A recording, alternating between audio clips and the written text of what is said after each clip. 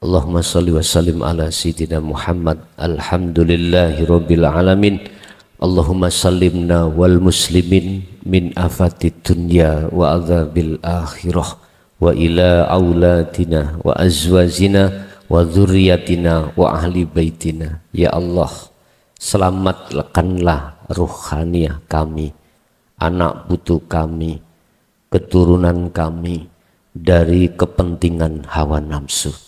Nawwir qulubana binuri hidayatika ya Allah, wa ma'unatika wa rahmatika wa syafa'atika wa ma'rifatika wa ilaihim. Ya Allah, terangilah hati kami dengan cahaya hidayahmu ya Allah, dengan cahaya ma'rifatmu ya Allah, dan terhadap seluruh anak keturunan kami.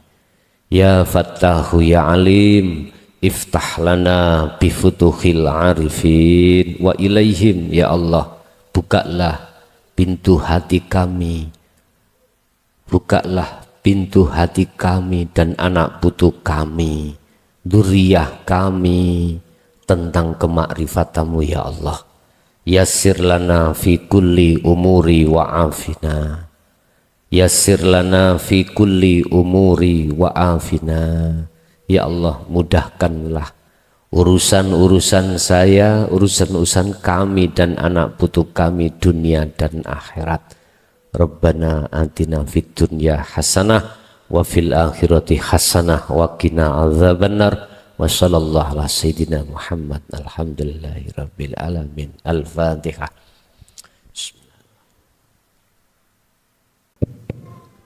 Assalamualaikum warahmatullahi wabarakatuh. Waalaikumsalam warahmatullahi wabarakatuh. Di ngapunten Gus, ini jamaah kami ini saya tergolong awam.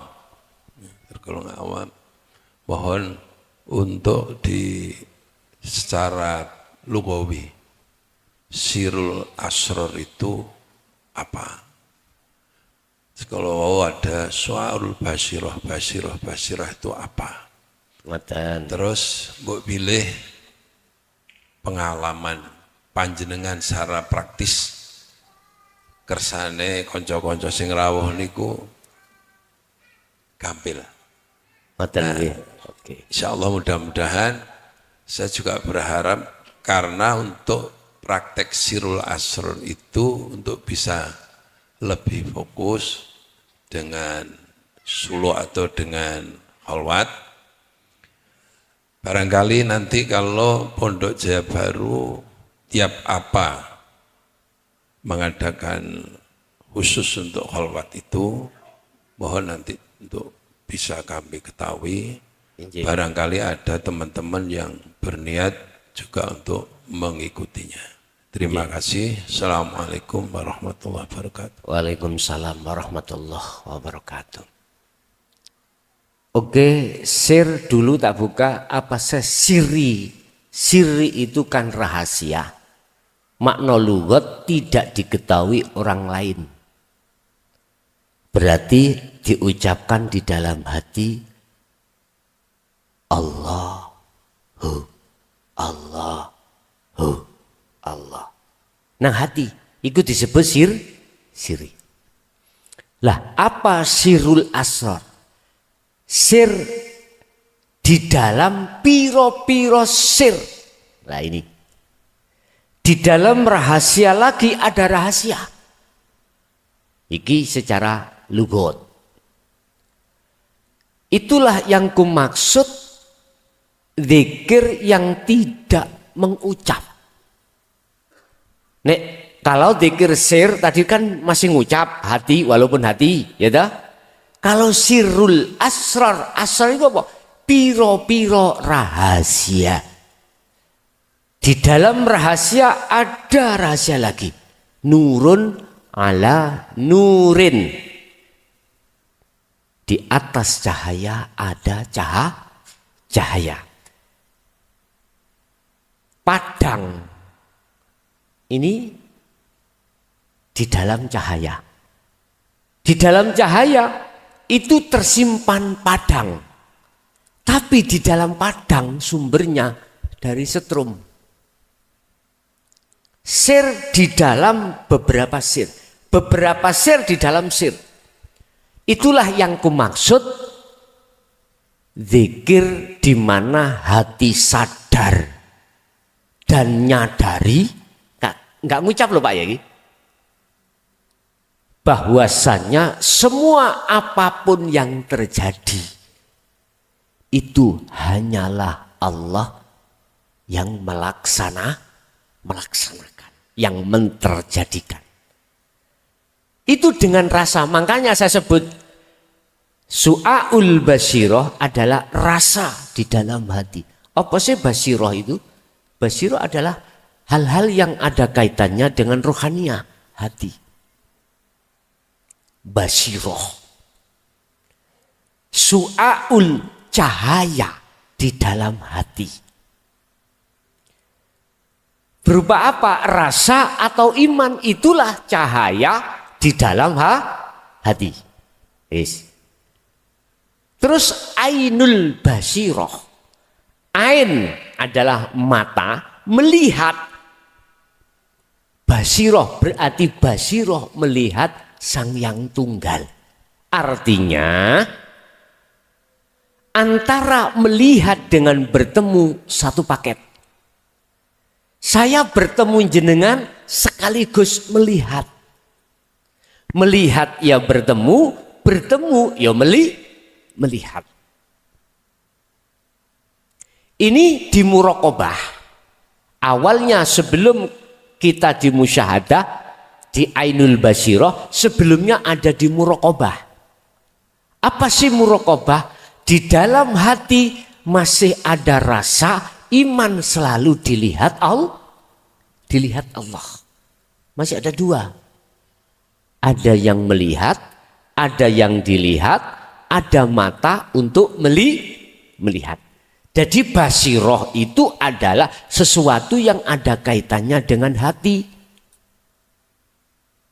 Ain adalah mata untuk melihat. Berarti ainul basiroh, matanya hati itu untuk melihat terhadap Allah lewat nur cahaya tadi. Ini yang kumaksud cahaya ma'rifat.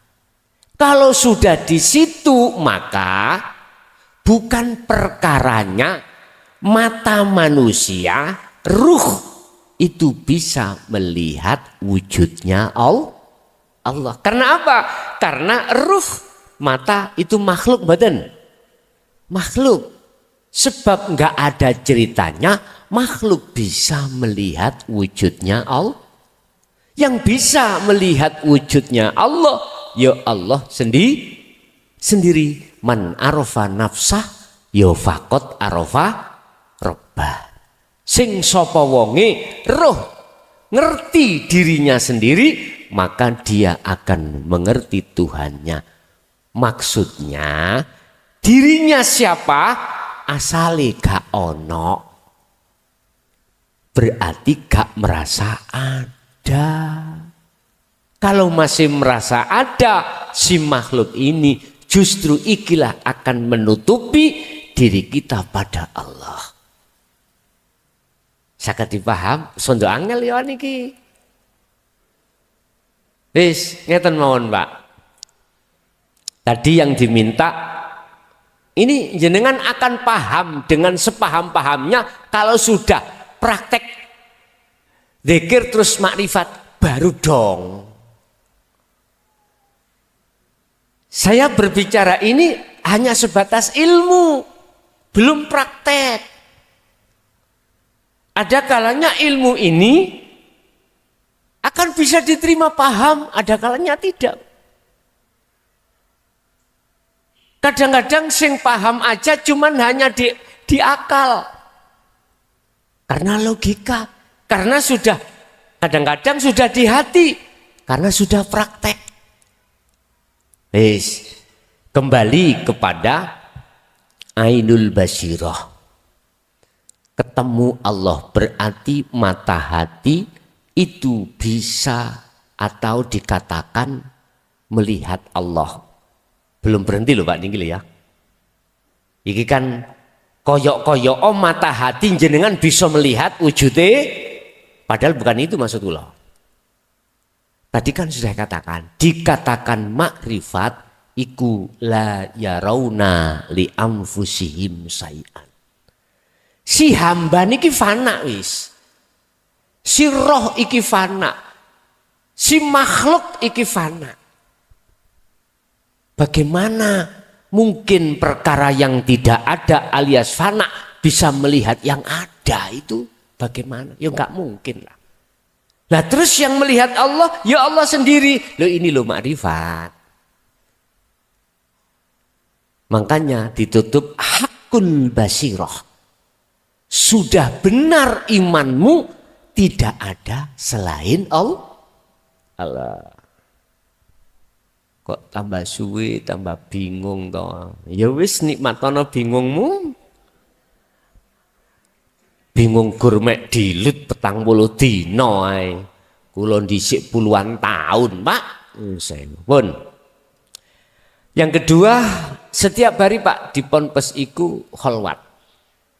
Setiap hari tidak mengenal waktu dan tempat. Tapi bukan rombongan, enggak. Jamaah enggak, sendiri-sendiri. Sudah saya kasih jalan, caranya begini, enggak, laksanakan. Jadi setiap saat dan waktu yang ada di pondok itu selalu berkholwat. Ada yang kholwatnya di sawah Pak, sambil nanem padi, sambil nanem jagung, wis macam-macam. Ada yang di kamar sendiri, di kamar enggak keluar-keluar. Ada yang sambil jalan, ini terserah. Enak yang di dalam tadi Pak ya, jadi gak keluar. Sudah ada yang masakkan, tinggal makan sendiri, sudah. Nggih. Ngapunten Gus. Nggih. Untuk sirul asrar ini menapa kedah harus biat. Terus menawi kedah harus biat. Menapa jamaah kedah datang Jaya Baru. Menapa panjenengan rawuh malih mriki. Ngoten nggih. Ngeten. Perkawis biat itu Pak. Saya kasih tahu dulu. Itu yang berhak biat adalah Allah. Makhluk tidak punya hak untuk biat. Di dalam ajaran Sirul Asrar kan sudah menekankan yang beraf'al semuanya adalah Allah. Kalau masalah tempat, dimanapun bisa Pak. Tidak harus ke pondok Jaya Baru. Di pondok sini pun juga bisa. Sebab beat ini adalah menyambungkan talinya ruh sampean iman pada Allah yang sudah keputus oleh nafsu masing-masing, akhirnya hati kita sering lalai pada Allah. Lah yang berhak menyambungkan membaiat ini adalah Allah sendiri. Buktinya kalau enggak ada Allah di dalam diri kita, diri saya, bisa enggak aku ngomong ngeten iki? Enggak bisa. Jadi saya sendiri sebagai makhluk harus duduk di tajalli. Enggak boleh saya ditakholi. Merasa saya yang baiat. Batal Pak ini. Harus Allah. Berarti khusus pada diri saya harus duduk di tajalli. Berarti yang membaiat jenengan adalah Allah. Sampai juga begitu ketika disambungkan tali jenengan terhadap Allah, menghadapnya yang membaiat itu bukan makhluk, tapi Allah. Ini urusan rohania loh Pak ya, bukan urusan jasmania. Sebab asyhadu menghadapnya bersaksinya itu ruh, kepada ilallah hidup, harus ada rasa atau iman yang menancap di situ. Jadi boleh di pondok, boleh di sini, monggo kerso. Monggo kerso. Kalau di sini kapan waktu kita jadwalkan, enggak apa-apa, Pak. Enggak apa-apa. Wong Jawa Timur, Jawa Tengah sak celeduk mboten mawon. Mboten apa-apa. Tidak ada masalah. Tapi yang jelas, Pak, harus paham dulu beat itu secara hakikat di dalam Sirul Asrar tentang hakikatnya syahadat. Asyhadu itu ruhaniyah, la ilaha itu makhluk, illallah itu hidup. Ruhaniyah sampai harus sambung terhadap hidup. Muhammadur Rasulullah, Muhammad itu makhluk, iku Rasulullah sebagai utusannya. Makhluk siapapun itu. Jenengan kesini, kalau tidak diutus Allah bisa enggak? Enggak bisa. Jenengan sholat, kalau tidak digerakkan Allah sholat, bisa gerak sendiri enggak? Lah, makanya yang bersaksi ikut dikatakan benar persaksiannya, manakala yang bersaksi tahu siapa yang disaksikan.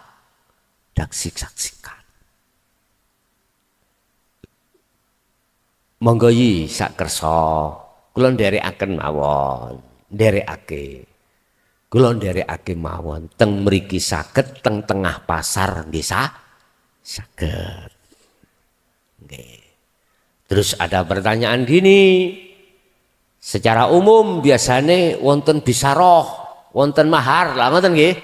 Umume niki lho. Halo. Nggih. Sinten sing nate beat secara thariqah? Biasanya kan berbicara tentang masalah mahar toh? Enggak ada mahar. Enggak ada. Mosok Gusti Allah iku butuh mahar. Wong sing beat Allah. Mahar enggak? Allah butuh enggak? Enggak ada. Oleh karena manusianya merasa yang membeat, maka butuh mahar. Wong sing beat Allah, mosok Allah kate butuh mahar? Mboten, tidak ada. Makanya sering WA tanya pada saya, apakah ada mahar? Enggak ada. Enggak ada. Jadi apa beat di hakikat itu biasanya aturan tidak sama di thariqah. Kalau di thariqah biasanya itu disebut talqin, Pak, ya. Banyak aturan-aturan di situ. Sebab kami membaiat Sirul Asrar dan Fana'ul Dzikri, tidak membaiat jahri dengan siri. Nah, jahri dengan siri, ya sudah wajar lah kalau muncul mahar itu sudah wajar. Tapi kalau sudah kerana Sirul Asrar dan Fana'ul Dzikri, enggak ada. Nggih. Ada lagi? Monggo. 11:30. Kula nderekake mawon.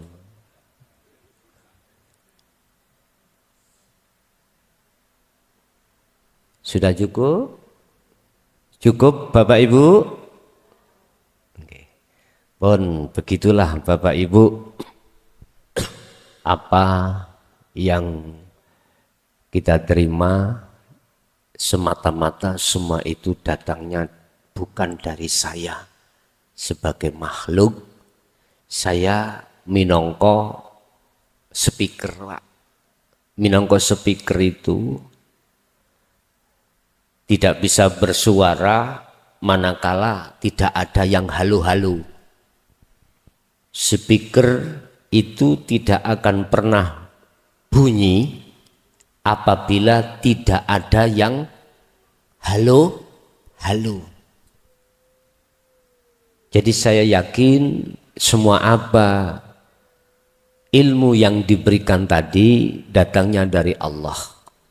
Kami sama dengan panjenengan Pak Bu, sama tidak mengerti apa-apa kalau tidak dimengertikan Allah.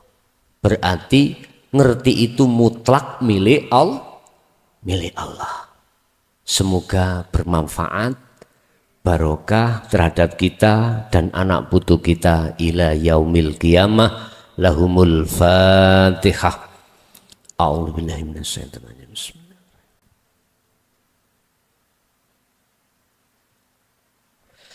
Kurang lebihnya mohon maaf. Akhirul kalam, hadanallah wa iyyakum wal afwa minkum. Assalamualaikum warahmatullahi wabarakatuh.